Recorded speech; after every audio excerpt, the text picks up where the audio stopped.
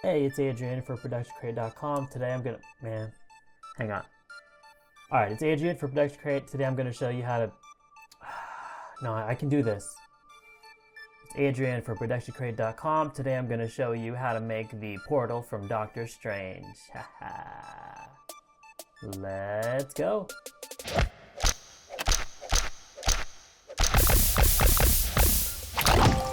Oh my god, another Doctor Strange portal tutorial? Yes, but this one is necessary. I know the internet's kind of oversaturated with them right now, and I know I'm a little bit late to the game, but I've been noticing that most of you guys don't finish the job.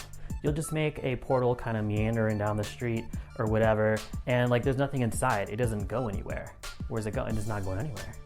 And if the portal doesn't go anywhere, then what's the point? What's the point, brah? What's the point? Broma sapien, what's the point? Brobo cop, there is no point. You're going nowhere, and you're going nowhere in life. But don't worry, I'm gonna help you make this effect, and we're gonna take it to completion this time. Step one is you need to shave your beard into a goatee. Yes, this includes the women, especially the women. And if you can't grow a beard, well, you should probably unsubscribe from this channel, because we're about to take it in a new direction. It's gonna be very beard-centric moving forward. Now, we do supply enough assets to get this done. We have a portal generation effect, we have a portal dissipation effect, and then we just have a straight portal that you could just loop. But I'm going to go ahead and show you how to make your own anyway, just in case for whatever reason you need to. Maybe you want it to look a little bit different, like a different color, different angle, maybe a higher resolution than what we offer. I'll just go ahead and show you how to do that right now. You're going to want to start by making a new null object, which defaults to landing right smack dab in the center of the composition. That's perfect. And you also want to go ahead and add a new light. And we are going to be using a particular for this, so we need to name our light like this: emitter with a capital E, or else particular won't recognize it. Make sure it's a point. Intensity around 100% is good. Color doesn't really matter. It's going to yell at us. We're just going to tell it to calm down. And if you hold down Shift and parent your emitter to this null, it will also jump right to the same position of the null, which is cool. That's what we want right now. So we actually want our null to spin around to give us our spinning motion. So if you hit R on the keyboard, you can call up the rotation, and if you hit Alt and click the stopwatch, then you can type an expression. And the expression that we're going to use is time with a lowercase t times 200, which means it's going to look at the time that the current time indicator is at in our timeline and multiply that number by 200, and then apply its new value that is calculated to the rotation. Right, so what it's going to do is it's going to make our null just be constantly rotating. So maybe you can see where we're going with this. Next, I'm going to go ahead and click the emitter, which is just a light. It's not really emitting anything yet. And push P for position to call out the position property. Click the stopwatch. Don't use Alt, just click the stopwatch and move forward about a second. And then just move the light out, right, away from the null. So now it's kind of not super easy to see what's going on here, but now our light is making a spiral pattern, right?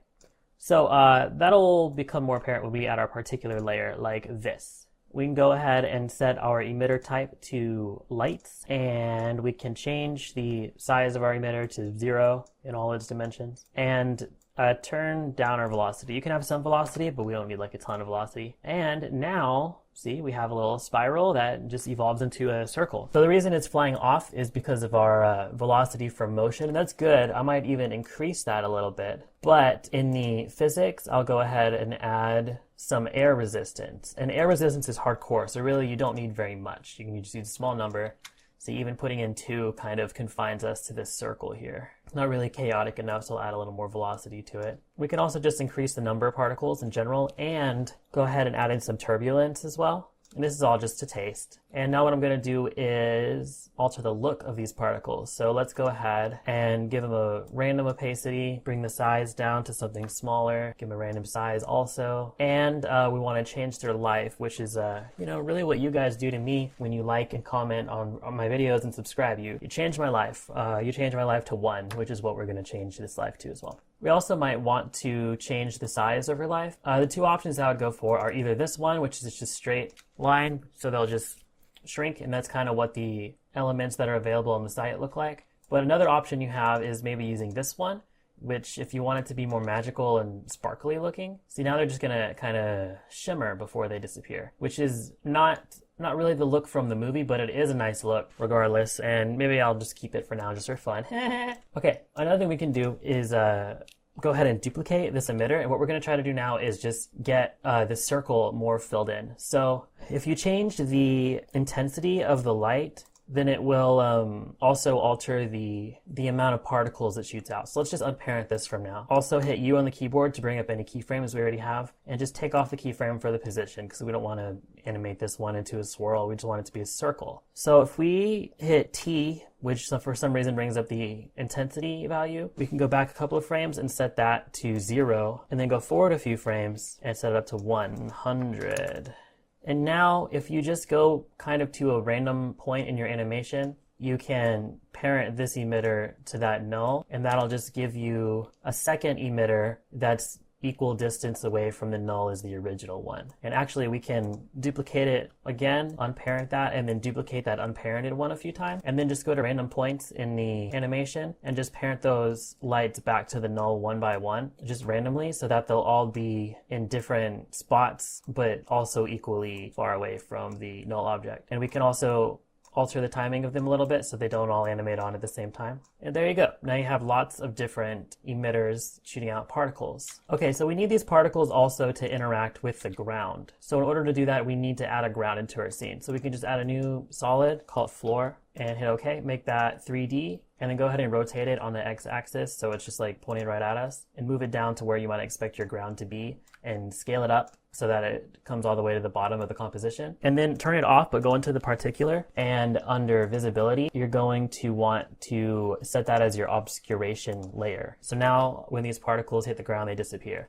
But what they're not doing is bouncing off of the ground. And that is because you can't have both turbulence and bouncing unless you have more than one particular layer going on. So that's what I'm going to do. I'm actually just going to duplicate this, and I'm going to change the physics model from air to bounce. And that's going to, on our second layer, it's going to get rid of our turbulence, but it's going to give our particles the ability to bounce off the ground. So maybe we want to add some gravity to make that work. We already have our floor layer set, but what we need to do is under bounce, or we need to select that floor layer again, actually. And then you can control the amount of bounce and the randomness of the bounces and how much you want your particles to slide across the floor. And just play with those and get them to look however you want. And now that's basically it. You can turn on motion blur for those layers and just go ahead and get yourself an adjustment layer and do whatever you want. Probably want to add a glow, and you'll probably want to colorize it somehow. All right, and honestly, that's how you do it. So it's not very hard, and you can really get just an infinite number of looks. So if you want something different than the elements that we're providing, just go ahead and do something like this and just play around until you have something you like. Now from this point on, I'm going to assume that you're using our pre-made assets and continue as if that's what you're doing. But if you made your own portal in the last part of the tutorial, then just follow along with that. It should be the same. So here I am in After Effects doing my favorite spinny hand karate dance, as we all find ourselves doing at some point during the work week. And we need to add a portal to this. So a good deal of our work is already done. We can just drag our portal clip in, and there you go. We just need to size it up, frame it up. All right, yeah, looking real good. I might want to change it to an add transfer mode. This is the portal generation effect, by the way. So it starts out in the center and kind of swirls its way out. It's actually swirling the wrong way, though. I'm turning my hand in a counterclockwise direction from our perspective, and this is going clockwise. So let's just flip it around.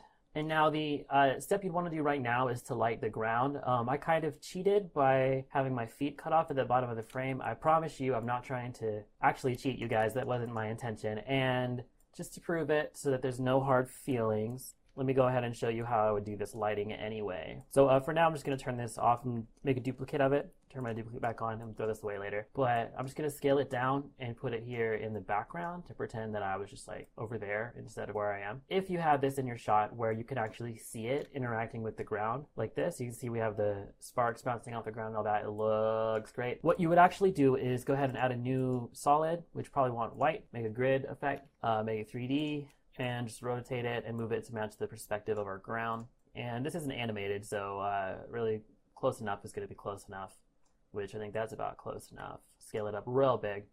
Turn the grid off, make a new light, and just place that where kind of where you've got your portal. Yeah, and let's animate the intensity of the light. So at the beginning here, The intensity should hover around 0, set a keyframe, and then come to the part where the portal is like at its biggest. Change the intensity to 100 or whatever you think it needs to be for your scene. And we can add a little bit of flickering to this very easily if we just push Alt and click the stopwatch for intensity and type something like wiggle 30, 10. So what this will do is my composition is at 30 frames per second, so I want it to wiggle once every frame, so that's 30 times a second, and I want it to wiggle by 10 points. So like when I have it set at 100, really it's going to be somewhere between 90 and 110.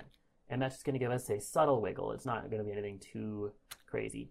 And now we can actually duplicate our footage, just put it over top, add a tint effect to it, and add a levels effect to it. And we just want to crush in our levels on both sides until we basically just want to see a lot of detail in the ground, like as much detail as we can get. And then if you make that something like a multiply transfer mode, then you can take your light, your 3D solid, and that ground piece, pre-compose them all together, and just kind of mask off this top part here that's causing us some grief. Bring that down to under the portal, change it to an add transfer mode, or screen transfer mode, you know, whatever. And just add a little bit of color to it using whatever your preferred method of adding color is. And that is how you would realistically light the ground if you need to light the ground, which I don't. So I just did that for you guys. You're welcome. Snap back to reality. Oh, there goes gravity. What we need to do is put something inside this portal. So I say we should find ourselves a good vacation destination. Let's go on to Flickr, which is what we can use to, it's a website we can use to find free photos that we're allowed to use. And let's type something like paradise. Make sure safe search is enabled so there's no surprises, and make sure that we're allowed to commercially use and modify these pictures, and just find one where you think you might want to go. This is really nice. It's very peaceful. I'm going to use this. So I can click this button to download just in its highest resolution. Bring it into our comp and drop it down below our portal. Pre-compose that so that it's the same size as our other layer. By moving all the attributes, we can ensure that it is the same dimensions as our original footage. Hide that for now and come to a part where we have our portal like about as full as we think it's going to get. And on our footage layer, we can duplicate it first of all and draw a mask around it just to match our portal. Probably want to feather that mask out as well. Okay, so come to a part where our portal seems to be more or less fully realized. And we're going to add a twirl effect and set a keyframe on your angle. Set your center point to be in the center of your circle mask, which is easy to do because you can make these crosshairs line up with the points on your mask. And that's how you know you're right smack dab in the center. And then let's skip forward however many frames you want this transformation to take and just twist it way up. Now I'm getting a little tearing at this edge, so I'll fix it with a motion tile. Put it below the twirl and hit mirror edges and change the output height to be something higher. If you don't mirror your edges, you're going to get this weird tiling. And if you don't put it before the twirl, it's just not going to work at all. Okay, so we've got that twirly twirl going.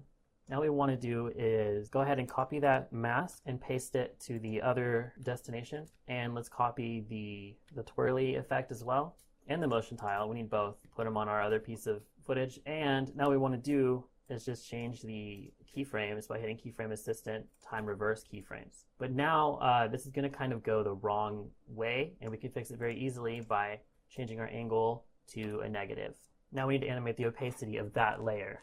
So let's hit T to call up the opacity, set it at 0, where it lines up with our first keyframe. And on our last keyframe, set it up to 100. So now we've got these two places twirling into each other. And just to keep things clean, we can pre-compose these. And I'm just going to find where our animation starts and chop it off at the beginning, hitting Alt and the left bracket. And at this place where the animation ends, let's hit R on the number pad to add a marker just to make a note of it. So what we want to do now is add a fast blur effect. And at the very beginning, start it at 0, where we dropped our marker, have another keyframe at 0, and then somewhere in the middle, you're going to want to just pull it up to blur that out. And then if you're not totally satisfied with this, you can add other stuff to it, like maybe turbulent displace, all optional at this point, of course. So set a keyframe for the amount at 0. At the end, we're also going to want that to be 0. And in the middle, you can just turn it up to whatever you want, and also change the size to whatever you want. I'm going to lower mine. And I also like to use vector blur. Set a keyframe at the beginning for 0, set another one at the end at 0, and in the middle just turn it to something else. That'll help kind of blend that all together. If you happen to like the shot at the beginning that I was making fun of, I can go ahead and show you how to do that too. So you want to start with your street background or whatever and add a new solid and make it 3D. And we'll add a grid effect just to line it up. It's a very standard way to operate. So let's twist that on its x-axis. Bring it down so it looks like it's on the floor. We just change the Z rotation until it seems to match the perspective of the street, sort of. And if you just kind of move it up and down the street like this, you can check to make sure it looks good. I say it looks good, so that's fine. Drop in your dang portal, make it 3D. Let's go ahead and use this pan behind tool to move its anchor point down to like where it should be meeting the ground. So now hold down shift and parent to that white solid just to make sure it's in the same spot, but we're also gonna need to rotate it on its X about 90 degrees and on its Y about 90 degrees. And we can unparent it just to keep it clean and hit P on the keyboard to call up its position, move it back, go to the end of your animation, move it forward. Cool, now we've got it moving down the street and we wanna cast some light on the street as well. So let's go ahead and make a new light, and it can be white, that's okay. Hold down shift and parent it to the portal just like before, and just move it up a little bit. So this way it's not on the ground, but it's more like in the middle of the portal, right? And then we need something for, don't worry about the fact that this is black right now, but we need something for it to cast light onto, and we can just use the same solid that we already had. Take the grid off of it and just scale that solid way, way, way up. And then we can alter the light options, like the intensity, and even add some flicker to the intensity. Maybe I will, just a little bit. Now let's duplicate the spark portal so we don't lose it, and duplicate the background footage as well, and bring that above our white solid. Just hold it for a second, and we're gonna tint it and add a levels effect to it to bring in some more contrast and just darken it up as well. Okay, and then we can set that to a multiply transfer mode, just to add a little bit of texture to our lighting pass, right? So just go ahead and pre-compose everything except for our top portal that we want to keep and background footage. Just pre-compose all these middle layers. And then I'm going to go ahead and just mask off the area that I want to allow the light to influence and change this to an add transfer mode. And then give it some color with anything you want to use to color. I'm going to use tritone. Color it orange. I need to brighten it up. Use the curves to do that. Cool, we got this car in our way. We can just duplicate footage and just mask out that car, not a big deal. Change the transfer mode to add maybe. All right, and there is the portal walking down the street effect. Sorry I made fun of it. I realize that this does happen in the movie and it is perfectly fine. If you thought this video was alright, then prove it by leaving a thumbs up. And also share this video with your grandmother. She loves this stuff. And she loves you too. Give her a call. You can also check out all of our social media. You can talk to me on Twitter if you have any questions or want to make fun of my haircut. My handle is on the screen. This is the first tutorial in a series. I'm going to be tackling like 6 or 7 effects from the Doctor Strange movies. So make sure you subscribe so you don't miss the rest of those. Goodbye.